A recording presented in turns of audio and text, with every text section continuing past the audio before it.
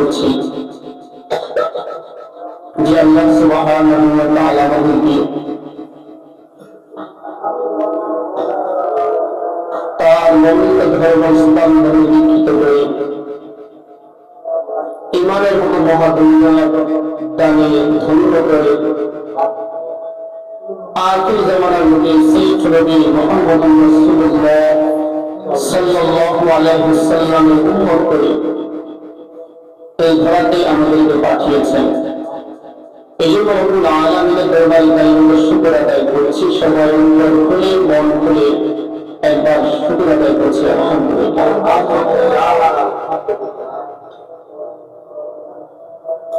এগুলির মধ্যে প্রায় 43 শত ধর্ম আছে, 4300টি ধর্ম আছে এবং এই ধর্মগুলো ওদের অনেক অনুসারী আছে।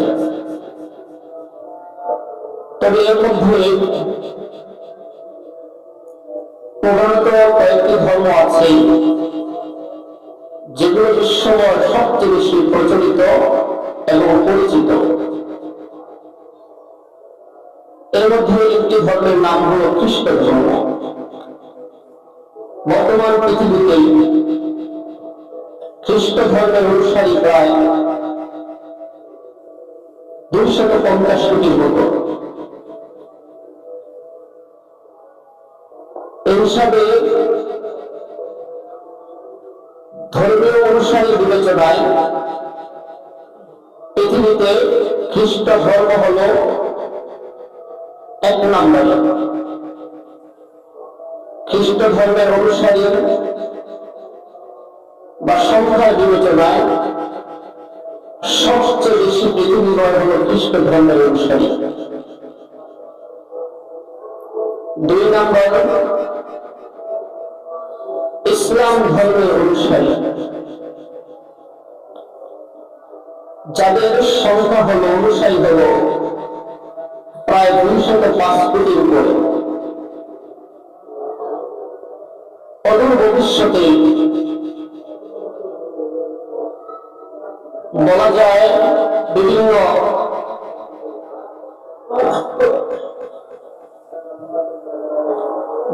ভাবে আপনার গণনা করে অনেকে অভিমত দিয়েছেন যে অদূর ভবিষ্যতে ইসলাম ধর্মের অনুসারী মুসলমানরা হবে 1 নম্বর স্থান, অর্থাৎ পৃথিবীময় বিশ্বময় সবচেয়ে বেশি ইসলামের অনুসারী মুসলমানের সংখ্যা হবে। 3 নম্বর হিন্দু ধর্ম। হিন্দু ধর্মের প্রায় 120 কোটি অনুসারী আছে।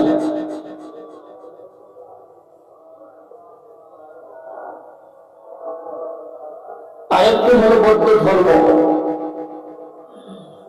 বৌদ্ধ ধর্মে প্রায় 90 কোটি অনুসারী আছে। আরেকটি হল ইহুদি ধর্ম। ইহুদি ধর্মের মাত্র 1,60,00,000 বা 70 লাখ এমন অনুসারী আছে।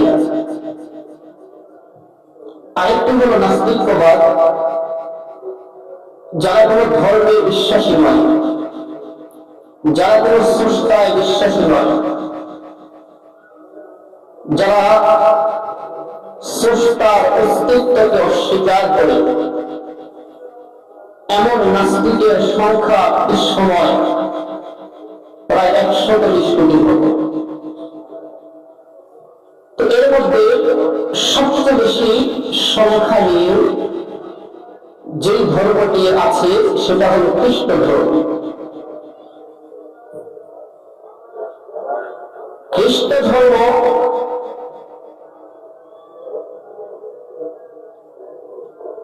এর অনুসারীরা যীশু খ্রিস্টকে তাদের ধর্মের প্রবর্তক হিসাবে গ্রহণ করেছে, অর্থাৎ খ্রিস্ট ধর্মের প্রবর্তক হলেন হযরত ঈসা আলাইহিস সালাম।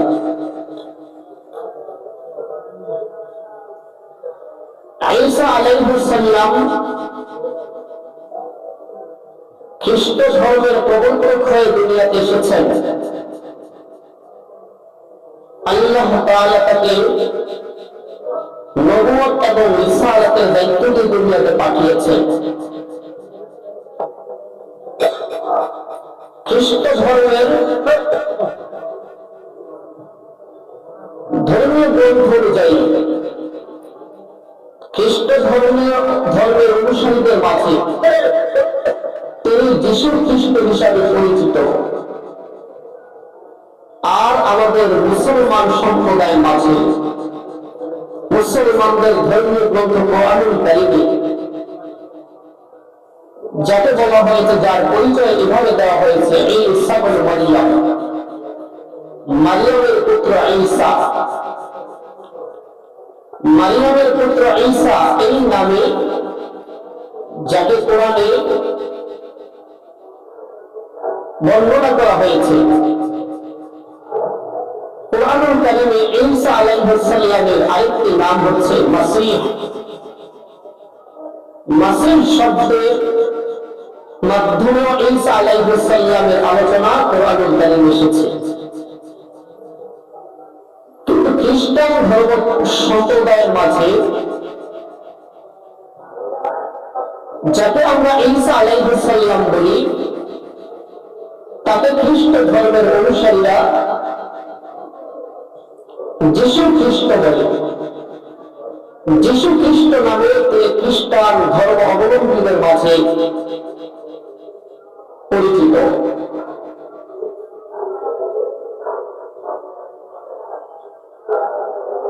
ঈসা আলাইহিস সালাম তার মায়ের নাম হচ্ছে মারইয়াম আলাইহিস সালাম। মারইয়াম আলাইহিস সালামের বাবার নাম হচ্ছে ইমরান আলাইহিস সালাম। কোরআনুল কারীমে সূরাত আল ইমরান, ইমরান আলাইহিস সালামের পরিবারের নামে একটা সূরা আল্লাহ নাযিল করেছেন। সূরাত আল ইমরান, ইমরান পরিবারের বৃত্তান্ত যে সূরার মধ্যে তুলে ধরা হয়েছে, এই সূরাকে বলা হয় সূরা আল ইমরান। তো ইমরান আলাইহিস সালাম হলেন হযরত মারইয়াম আলাইহিস সালামের পিতা। মারইয়াম আলাইহিস সালামের মায়ের নাম হচ্ছে হান্না। কি নাম? হান্না।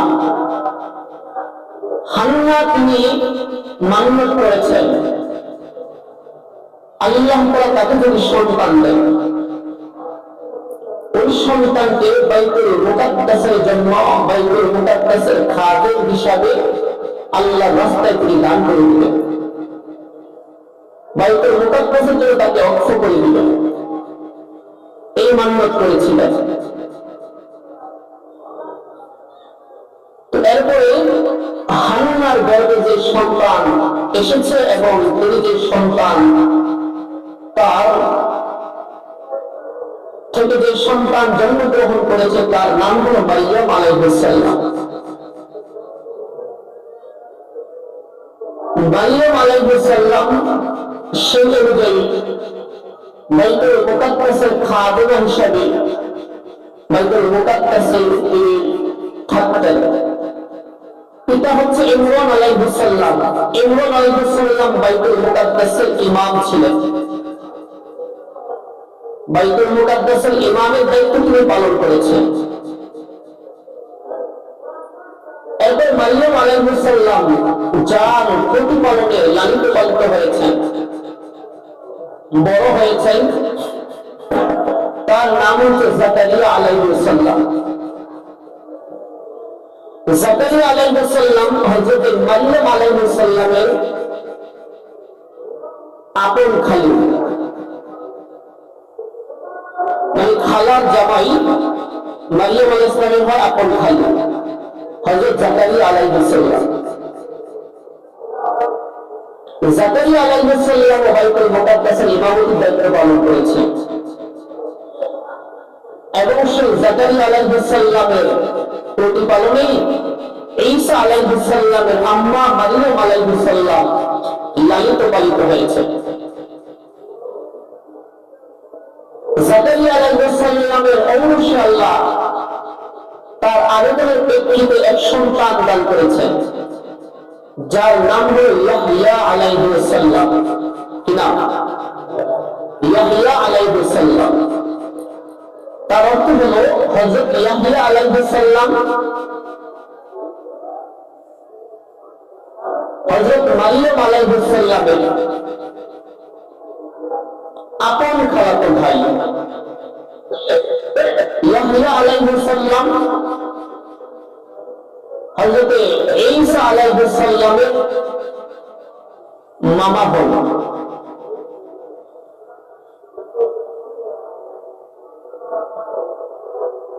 হযরত মারিয়াম আলাইহিস সালাম একজন পূর্ণ পবিত্রা নারী ছিলেন। মারিয়াম আলাইহিস সালাম একজন সত্যবাদিনী মহিলা ছিলেন, যার কারণে আল্লাহ তাআলা মারিয়াম আলাইহিস সালামকে সিদ্দিকা বলে কোরআনে উল্লেখ করেছেন। এবং মারিয়াম আলাইহিস সালামের নামে একটা সূরা কোরআনে নাযিল করেছেন, নাম হলো সূরাতুল মারিয়াম। মারিয়াম আলাইহিস সালামের সূরা। মারিয়াম আলাইহিস সালামের পূর্ণ পবিত্রতার কথা মারিয়াম আলাইহিস সালাম তার অংশে তার গর্ভে ঈসা আলাইহিস সালাম আল্লাহর নির্দেশে জন্মগ্রহণ করেছেন। ঈসা আলাইহিস সালামের অলৌকিকত্ব, ঈসা আলাইহিস সালামের মুজিজা, ঈসা আলাইহিস সালামকে আল্লাহ এভাবে রিসালাত এবং নবুয়তের দায়িত্ব দিয়ে পাঠিয়েছেন।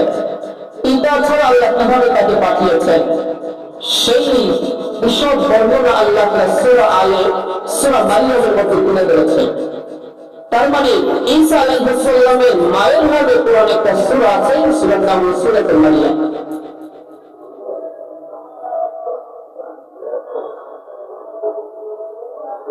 এই বর্তমান খ্রিস্টান দল যারা খ্রিস্ট ধর্মে বিশ্বাসী,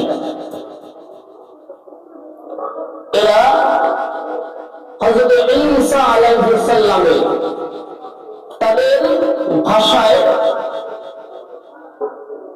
তাদের ভাষায় যীশু খ্রিস্ট তার জন্মদিন তারা পালন করে থাকে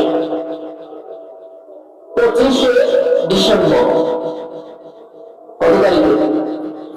ডিসেম্বরের 25 তারিখে তারা তাদের নবী ঈসা আলাইহিস সালামের জন্ম দিবস পালন করে, যেটা সারা পৃথিবীতে বড়দিন হিসাবে প্রচার লাভ করেছে, প্রসিদ্ধি লাভ করেছে।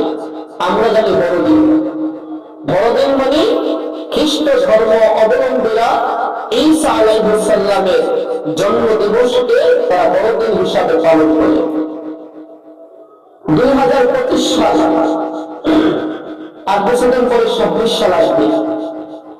তার মানে আজ থেকে হযরত ঈসা আলাইহিস সালাম 2025 বছর আগে জন্মগ্রহণ করেছে। কত বছর আগে? আজ থেকে 2025 বছর আগে তিনি জন্মগ্রহণ করেছেন। ঈসা আলাইহিস সালামের জন্ম তারিখ থেকে খ্রিস্টাব্দ এভাবে আপনার এই হিসাব চলে আসতেছে, খ্রিস্টাব্দের হিসাব চলে আসছে ঈসা আলাইহিস সালামের জন্মের দিন থেকে। সেই হিসাবে বলা যায় আজ থেকে 2025 বছর আগে হযরত ঈসা আলাইহিস সালাম জন্মগ্রহণ করে দুনিয়াতে এসেছেন। তাই খ্রিস্ট ধর্ম তার জন্ম দিবস পালন করে। যদিও ঈসা আলাইহিস সালামের জন্ম দিবস তার অনুসারীরা এবং বিভিন্ন বছর পর্যন্ত তার কোন জন্ম দিবস পালিত হয় না। পরবর্তীতে প্রায় 336 বছর পরে 336 বছর পর থেকে তার আনুষ্ঠানিকভাবে তার জন্ম দিবস বড়দিন নামে পালিত হয়ে আসছে। কত বছর পরে? ঈসা আলাইহিস সালামের জন্মে 336 বছর পরে তার বড়দিন নামে তার এভাবে জন্ম দিবস পালিত হয়ে আসছে। তার মানে 336 বছর পর্যন্ত ঈসা আলাইহিস সালাম থেকে পরবর্তী 336 বছর পর্যন্ত তার প্রকৃত খাঁটি যে উম্মত ছিলেন তারা কখনো ঈসা আলাইহিস সালামের জন্মদিবস পালন করেন। পরবর্তীতে তাকে বানানো হয়েছে। তাহলে বোঝা গেল বড়দিন পালন করা এটা খ্রিস্ট ধর্মের অনুসারীদের জন্য পালনীয় না মুসলিম ধর্মের অনুসারীদের জন্য পালনীয়? বড়দিন মুসলিম না খ্রিস্টান? খ্রিস্টান ধর্ম অবলম্বীদের জন্য পালনীয় হচ্ছে বড়দিন। বড়দিনের সরকারি বন্ধ হয় কিনা? সরকারি বন্ধ হয়, সরকারি বেসরকারি প্রতিষ্ঠান বন্ধ থাকে বড়দিন উপলক্ষে। তো বড়দিন এটা খ্রিস্টানদের ধর্মীয় হিসাবে খ্রিস্টানরা তাদের ধর্ম মতে তাদের নবী ঈসা আলাইহিস সালাম আপনার 25 ডিসেম্বর জন্মগ্রহণ করেছেন। যদিও এর মধ্যে বিস্তর মতভেদ আছে, বিস্তর মতভেদ আছে। খ্রিস্টানদের মতে আরেকটা সম্প্রদায় আছে, আরো কিছু সম্প্রদায় আছে যারা 25 ডিসেম্বর ঈসা আলাইহিস সালামের জন্মদিবস পালন করেন। তারা পালন করেন 7 অথবা 8 ডিসেম্বর। ঈসা আলাইহিস সালামের জন্মদিবস তারা 7 অথবা 8 আপনার ডিসেম্বর তারা পালন করে থাকে। তার মানে সবাই 25 ডিসেম্বর তিনি জন্মগ্রহণ করেছেন এর উপর সবাই এক নয়। যেমন আমাদের ইসলাম ধর্মের মধ্যে ইসলামের নবী মুহাম্মদুর রাসূলুল্লাহ সাল্লাল্লাহু আলাইহি ওয়াসাল্লামের এক শ্রেণীর মানুষ, এক শ্রেণীর মুসলমান তারা আমাদের নবীর জন্মদিবস পালন করে উদযাপন করে 12 রবিউল আউয়াল করে কিনা? যদিও নবী মুহাম্মদুর রাসূলুল্লাহ সাল্লাল্লাহু আলাইহি ওয়াসাল্লামের জন্ম থেকে প্রায় 600 বছর পর্যন্ত রাসূল কারীম সাল্লাল্লাহু আলাইহি ওয়াসাল্লামের জন্মদিবস কেউ পালন করেননি। আল্লাহ নবী নিজে পালন করেননি, সাহাবায়ে কেরাম পালন করেননি, তাবেঈন পালন করেননি, আইম্মায়ে মুজতাহিদিন পালন করেননি, সালফে সালেহিন পালন করেননি। 600 বছর পরে একদল মানুষ নতুন আবিষ্কার করেছে, নতুন উদ্ভাবন করেছে। খ্রিস্টানরা তাদের নবী ঈসা আলাইহিস সালামের জন্মদিবস পালন করে এর উপরে কিয়াস করে একদল মুসলমান তারা নবী মুহাম্মদুর রাসূলুল্লাহ সাল্লাল্লাহু আলাইহি ওয়াসাল্লামের জন্মদিবসকে 12 রবিউল আউয়াল উদযাপন করে থাকে কিনা জোরে বলেন? যদিও রাসূল কারীম সাল্লাল্লাহু আলাইহি ওয়াসাল্লামের জন্মদিবসের ব্যাপারে বিভিন্ন মতভেদ আছে, বিভিন্ন মতভেদ আছে। সমস্ত উলামায়ে কেরাম 12 রবিউল আউয়াল তিনি জন্মগ্রহণ করেছেন এর উপরে সকল উলামায়ে কেরাম ঐক্যমত পোষণ করেননি। তবে 12 রবিউল আউয়ালে তিনি ইন্তেকাল করেছেন, পৃথিবীর মায়া ছেড়ে আমাদেরকে চির ইয়াতীম করে দুনিয়া ছেড়ে চলে গিয়েছেন, এই ব্যাপারে কোনো উলামায়ে কেরামের দ্বিমত নেই। 12 রবিউল আউয়াল তিনি ইন্তেকাল করেছেন সবার সম্মতিক্রমে ঐক্যমত সিদ্ধান্ত, কিন্তু 12 রবিউল আউয়াল তিনি জন্মগ্রহণ করেছেন এর মধ্যে সবাই ইত্তেফাক নাই, সবাই ঐক্যমত্য নাই, এক একজন এক এক তারিখ এভাবে গ্রহণ করেছেন। তো যারা জন্মদিবস পালন করে আমাদের নবী মুহাম্মদুর রাসূলুল্লাহ সাল্লাল্লাহু আলাইহি ওয়াসাল্লাম, তারাই খ্রিস্টানদের সেই আপনার বড়দিনকে উপরে কিয়াস করে খ্রিস্টানদের তাদের নবীর জন্মদিবস পালন করতে পারে, আমরা কেন আমাদের নবীর জন্মদিবস পালন করতে পারবো না? এই কথার উপর ভিত্তি করে তারা আমাদের নবীর জন্মদিবস পালন করে। যদি বলে ঠিক কিনা? যেটা নবী মুহাম্মদুর রাসূলুল্লাহ এখন বর্তমান পৃথিবীতে যেভাবে রাসূল কারীম সাল্লাল্লাহু আলাইহি ওয়াসাল্লামের জন্মদিবস উদযাপিত হয়, এইভাবে রাসূল কারীম ইসলামের যুগে, সাহাবায়ে কেরামের যুগে, তাবেঈনের যুগে কখনো এভাবে জন্মদিবস উদযাপিত হয় নাই। যেটা আল্লাহ নবী করেননি, সাহাবায়ে কেরাম করেননি, তাবেঈনরা করেননি, সেটা এবং যেটা বর্ণনা বা যেটা নির্দেশনা কোরআনেও নাই, সুন্নাহও নাই, সেটা স্পষ্ট বেদাত। কি জন্য বলে? স্পষ্ট বেদাত।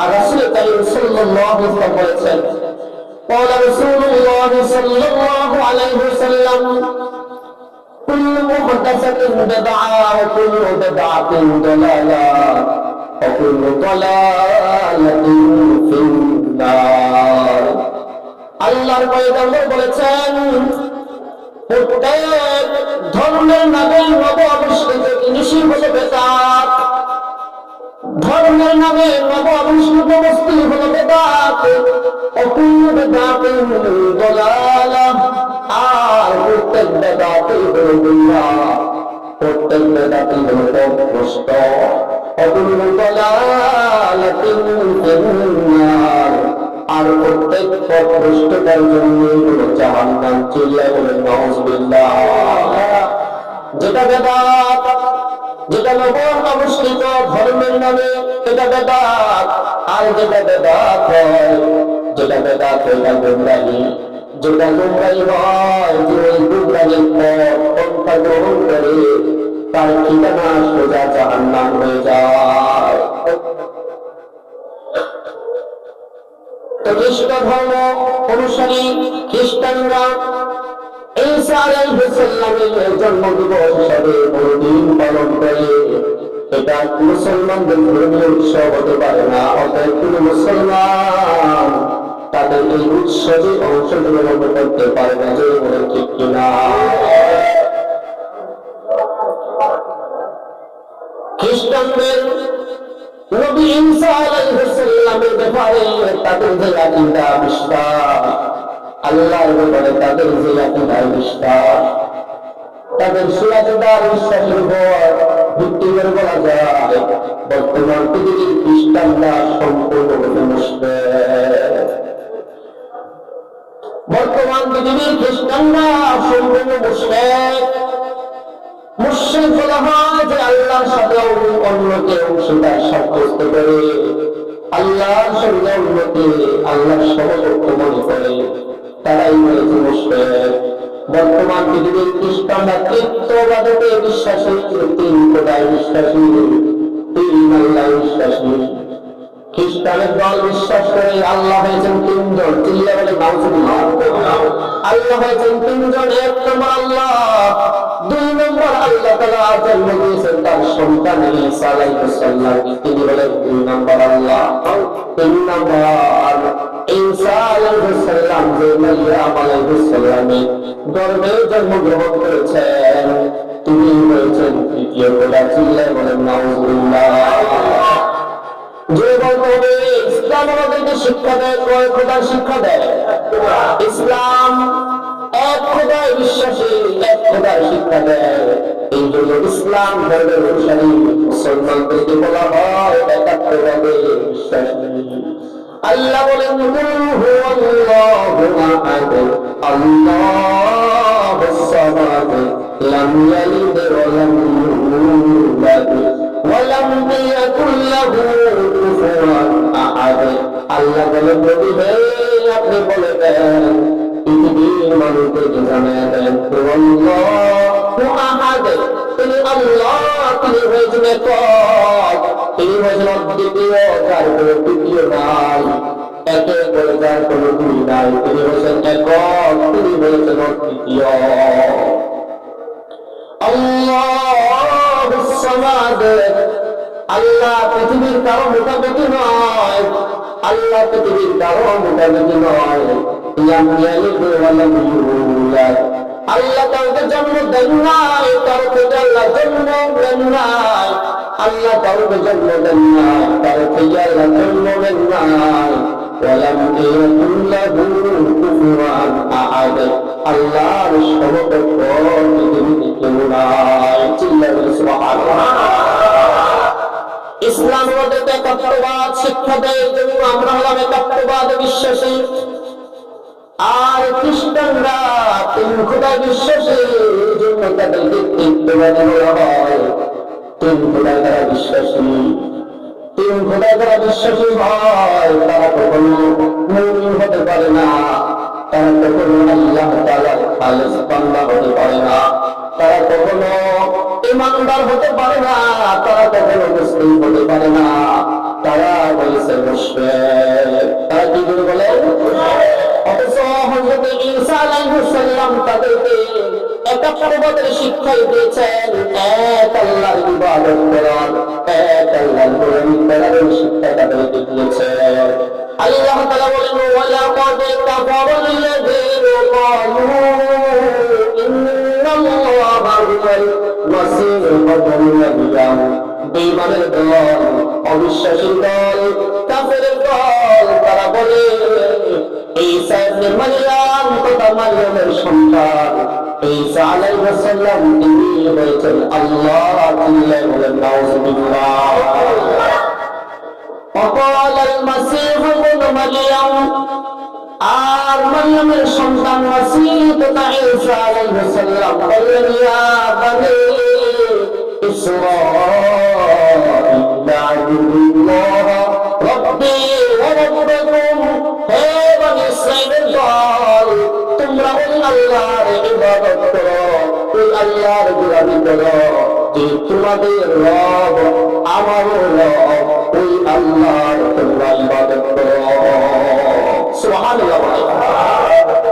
ইন্নাহু মান ইউশরিক বিল্লাহ, নিশ্চয়ই যে আল্লাহর সঙ্গে অংশীদার সাব্যস্ত করবে, আল্লাহর সঙ্গে অন্য কাউকে শরীক করবে, ফাকাদ হারামাল্লাহু আলাইহিল জান্নাহ, আল্লাহ তাআলা তার জন্য জান্নাতকে হারাম করে দেন। নাউযুবিল্লাহ। যে আল্লাহর সঙ্গে শিরক করে, আল্লাহ তার জন্য জান্নাতকে কি করে দেন?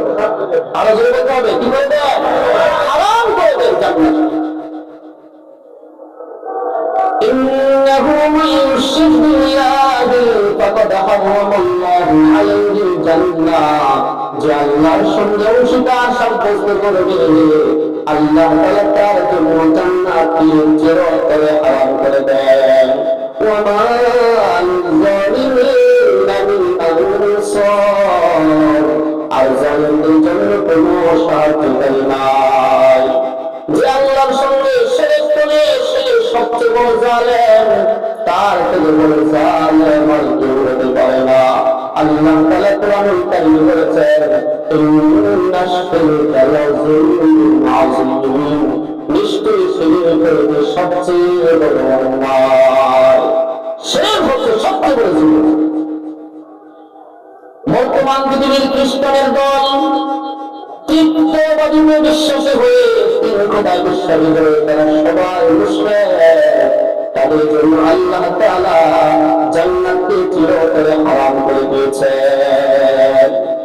অথচ পয়গম্বর ঈসা আলাইহিস সালামের এই শিক্ষা ছিল না। পয়গম্বর ঈসা আলাইহিস সালাম তৃতীয়বাদীর তালিম দেন নাই।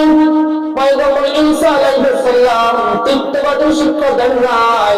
তার মধ্যে তিনি একাত্মবাদের শিক্ষা দিয়েছেন, কিন্তু তার অন্যতম আদর্শ ছিল, তার উপর যে কিতাব আল্লাহ নাযিল করেছেন, সেই কিতাবের মধ্যে বিকৃতি সাধন করে ঈসা আলাইহিস সালামের ধর্মের মধ্যে বিকৃতি সাধন করে তারা নতুন ধর্ম আর অভিমত বানিয়েছে, নতুন ধর্ম বানিয়েছে, যে ধর্মের বিশ্বাস ও তৃতীয়বাদীতে বিশ্বাসী হওয়া।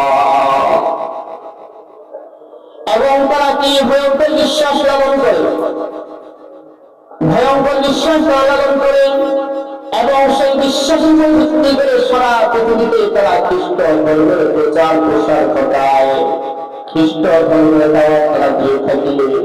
তাদের সেই ভয়ঙ্কর আকিদা বিশ্বাসের মধ্যে একটি হলো, আল্লাহ রাব্বুল আলামিন সর্বপ্রথম বাবা আদম আলাইহিস সালামকে সৃষ্টি করেছেন, মা হাওয়া আলাইহিস সালামকে সৃষ্টি করেছেন।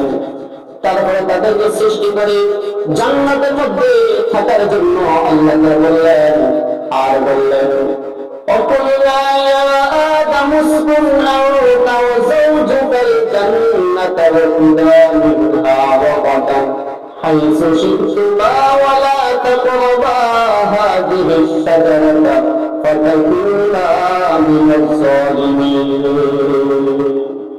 আল্লাহ তাআলা বলেন, হে আদম, তুমি এবং তোমার সহধর্মিণী, তোমার স্ত্রী তোমরা এই জান্নাতের মধ্যে অবস্থান করো, এবং জান্নাতে যেখানে ইচ্ছা সেখানে যাও, জান্নাতের মধ্যে যা ইচ্ছা তা তোমরা ভক্ষণ করো। তবে খবরদার খবরদার, ওয়ালা তাকরাবা হাদিহিস শাজারা, এই একটা বৃক্ষ দেখা যায়, গাছ দেখা যায়, এই গাছের ধারে কাছে তোমরা যাইবা না। ওয়ালা তাকরাবা হাদিহিস শাজারাতা ফাতাকুনা মিনাল যালিমিন, যদি গাছের ধারে কাছে যাও তবে গাছের ফল ভক্ষণ করো, তাহলে তোমরা জালিমদের অন্তর্ভুক্ত হয়ে যাবে। এই নির্দেশ জারি করে আল্লাহ তাআলা আদম আলাইহিস সালাম এবং হাওয়া আলাইহিস সালাম উভয়কে জান্নাতের মধ্যে বসবাসের পারমিশন দিয়েছেন। শয়তানের প্রলোভনায় তারা ওই নিষিদ্ধ বৃক্ষের ফল ভক্ষণ করেছেন, নিষিদ্ধ গাছের ফল পেয়েছেন। আল্লাহ তাআলা তাদেরকে জান্নাত থেকে বের করে দুনিয়াতে পাঠিয়ে দিয়েছেন।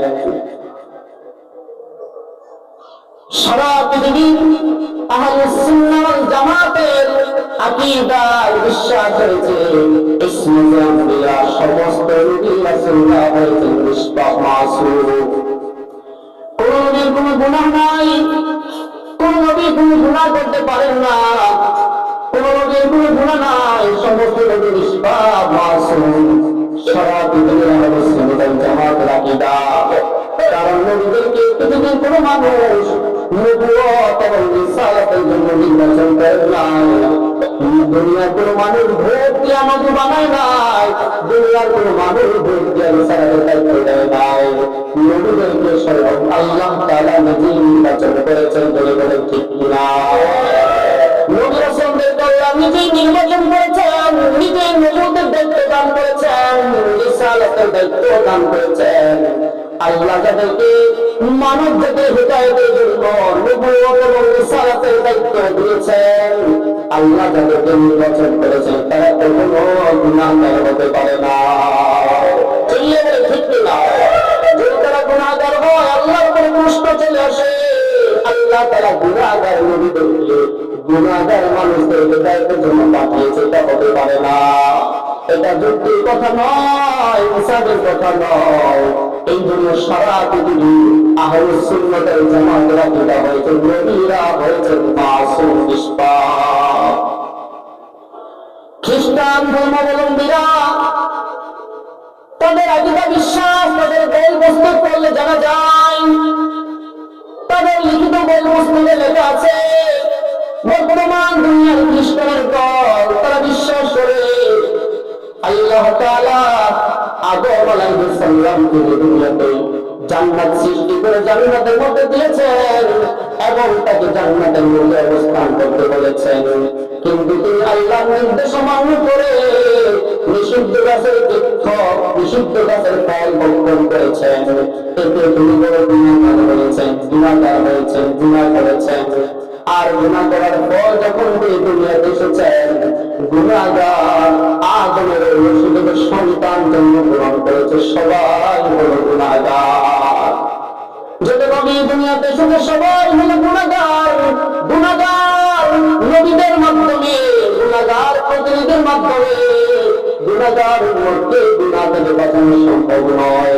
তাই আল্লাহ দায়িত্ব পোষণ করলেন, এমন এক সন্তান তিনি তার জন্ম দিবেন যে সন্তান আদমের সন্তান হবে না, যে সন্তান স্বয়ং আল্লাহ তাআলা জন্ম দিবেন, যে সন্তান সম্পূর্ণ নিষ্পাপ হবে, মাসুম হবে, এমন এক সন্তান আল্লাহ জন্মের ইচ্ছা পোষণ করলেন।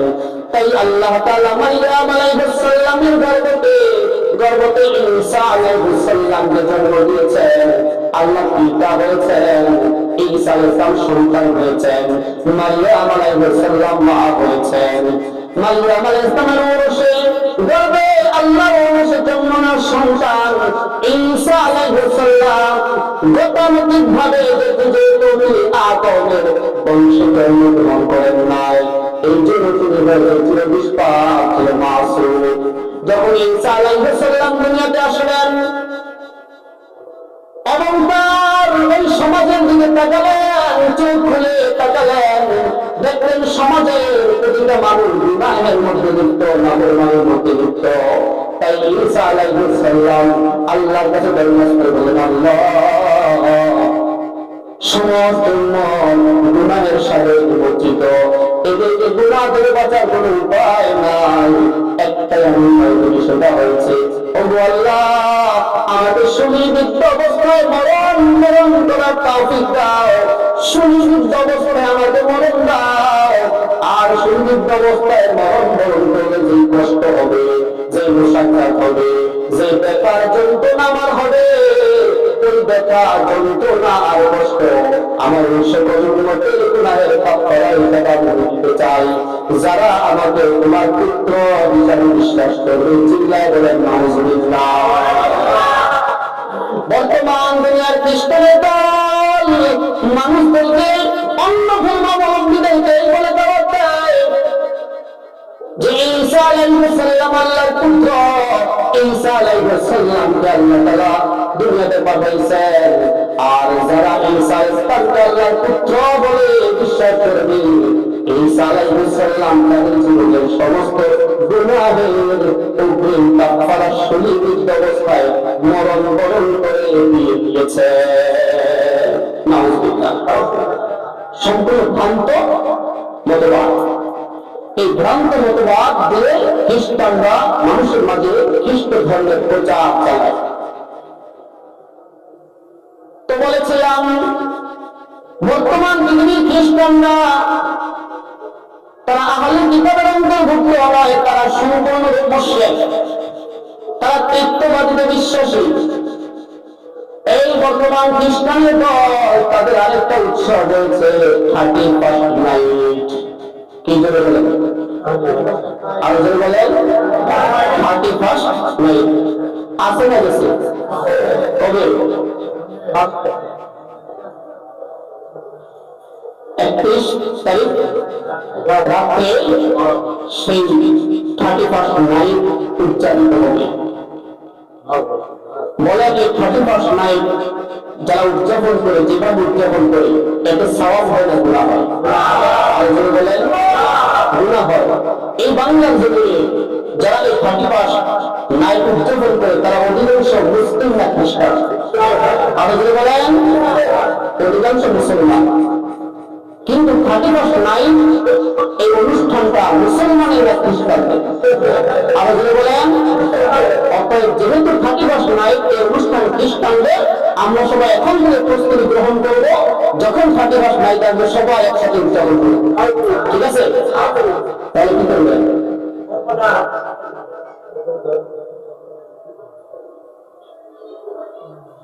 এই 31st নাইট এটা মুসলমানদের নয়, এটা হলো খ্রিস্টানদের।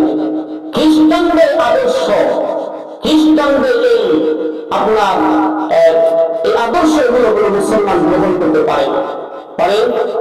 আরো যদি বলেন মুসলমান গ্রহণ করতে পারে। যদি কোনো মুসলমান খ্রিস্টানদের এই বেশভূষা, খ্রিস্টানদের এই আদর্শ গ্রহণ করে, তাদের ব্যাপারে বিশ্বনবী মুহাম্মদ রাসূলুল্লাহ সাল্লাল্লাহু আলাইহি ওয়াসাল্লাম আজ থেকে 1000 বছর আগে বলে দিয়েছেন, قال رسول الله صلى الله عليه وسلم من تشبه بقوم فهو منهم। যে এই সম্প্রদায় আদর্শ গ্রহণ করবে, যে এই সম্প্রদায়ের বেশভূষা গ্রহণ করবে, সে ওই সম্প্রদায়ের অন্তর্ভুক্ত হবে। যে যাদের আদর্শ গ্রহণ করবে সে তাদের অন্তর্ভুক্ত হবে। যদি আমার মধ্যে ফেরাউনের আদর্শ চলে আসে, আমি যদি ফেরাউনের আদর্শ ফলো করি, আমার হাসর ফেরাউনের সাথে হবে। আমি যদি জালেমদের আদর্শ ফলো করি, তাহলে আমার হাসর জালেমদের সাথে হবে। আমি যদি খ্রিস্টানদের আদর্শ ফলো করে চলি, আমার হাসর খ্রিস্টানদের সাথে হবে। আমি যদি পশ্চিমাদের কালচার গ্রহণ করে চলতে স্বাচ্ছন্দ্য বোধ করি, পশ্চিমাদের কালচার গ্রহণ করে চলি, আমার এভাবে হাসর হবে পশ্চিমাদের সাথে। আর যদি আমি বিশ্বনবী মুহাম্মদ রাসূলুল্লাহ সাল্লাল্লাহু আলাইহি ওয়াসাল্লামের আদর্শের অনুসারী হয়ে সেই আদর্শ ফলো করে দুনিয়াতে চলে জীবন যাপন করে, আমার আদর্শ হবে মুহাম্মদুর রাসূলুল্লাহ সাল্লাল্লাহু আলাইহি ওয়াসাল্লামের সাথে। হওয়ার কারণে আমার হাসর আল্লাহর নবীর সাথে হবে। এজন্য খবরদার, খবরদার হে মুসলমান। আমার নবীর আদর্শ নয়, যেটা ইসলামের আদর্শ নয়, ইমানদারের আদর্শ নয়, এটা কখনো ইমানদার গ্রহণ করতে পারে না। ইমানদার কখনো মুশরিকদের আদর্শ গ্রহণ করতে পারে না। মুশরিকদের আদর্শ গ্রহণ করার সওয়াব নয়, মুশরিকদের আদর্শ গ্রহণ করা গুনাহের কাজ। আল্লাহর পয়গম্বর বলেছেন, ক্বালা রাসূলুল্লাহ সাল্লাল্লাহু আলাইহি ওয়াসাল্লাম, ওয়া ইয়্যাকা ওয়াল মা'সিয়াতা ফাইন্নাল মা'সিয়াতা হাইয়া সাকাতুল্লাহ আযজা ওয়া জাল্লা। আল্লাহর পয়গম্বর বলেন, হে আমার উম্মতের দল, তোমরা গুনাহ থেকে বেঁচে থাকো, অপরাধ থেকে বেঁচে থাকো। ফাইন্নাল মা'সিয়াতা হাইয়া সাকাতুল্লাহ আযজা ওয়া জাল্লা। কেননা যে গুনাহের সাথে নিমজ্জিত হয়ে যায়, যে সমাজ, যে দেশ, যে দেশের জনগণ গুনাহ আর নাফরমানির মধ্যে অপরাধের সাগরে নিমজ্জিত হয়ে যায়, ওই জনগণ, ওই দেশ, ওই সমাজ, ওই দেশের জনগণের উপর আল্লাহ তাআলার আযাব আর গজব চলে আসে। আল্লাহর আযাব চলে আসে। এই জন্য এই গুনাহ করা যাবে না। আর যদি বলেন গুনাহ থেকে বাঁচতে হবে, আর এই বেঈমানদের কালচার পরিহার করতে হবে। রাজি আছেন তো? সবাই রাজি আছেন? মনে থাকবে না ভুলে যাবে? যখন একটাই বিষয় করে আসবে রাতে ভুলে যাবে, ভুলে যাবেন নাই? আল্লাহ আমাদের সবাইকে বেঈমানদের কালচার পরিহার করার, ঘৃণা করে পরিহার করার তৌফিক দান করে। আমাদের সন্তান, ভবিষ্যৎ প্রজন্মকে আল্লাহ এই কালচার ঘৃণা করে প্রত্যাখ্যান করার তৌফিক দান করে। সকলে বলি আমিন। ওয়া আখির দাওয়ানা আলহামদুলিল্লাহি রাব্বিল আলামিন। যারা সুন্নাত পড়েন তারা সুন্নাত